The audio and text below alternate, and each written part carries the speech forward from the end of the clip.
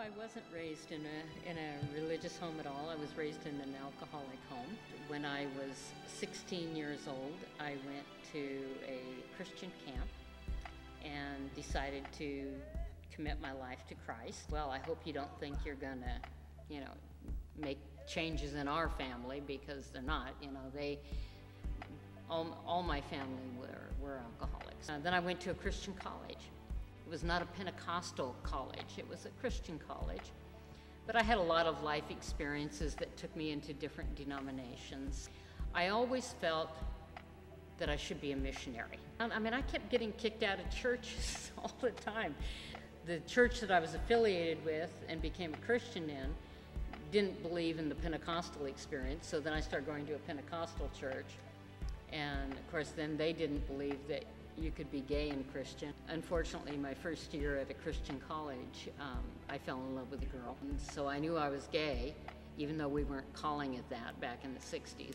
We didn't even use a nice term like queer, it was just, I just loved this woman girl.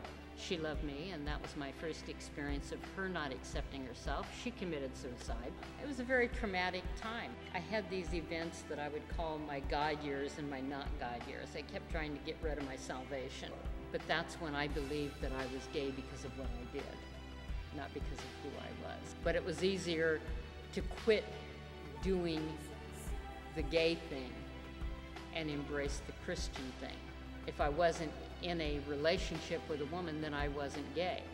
And that's how I got involved with the ex-gay ministry. I started writing. I also knew I was going to be a writer. And one of the things that I found out is the more that I wrote and got my name out there, then people would read my articles and they'd say, oh, this person changed, let's get her. I had all these people who loved me and they wanted to cast the devil out of me, and I was happy to get the devil cast out of me because I didn't know what was making me desire a female relationship rather than a male.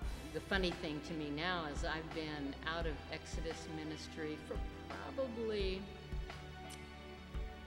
20 some odd years, okay? And every once in a while on the internet, I still see an article that I wrote way back then that people are still quoting.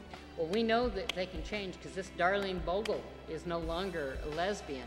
She was delivered from lesbianism. I decided, no, I better write the follow-up book, be like Paul Harvey. Now you know the rest of the story.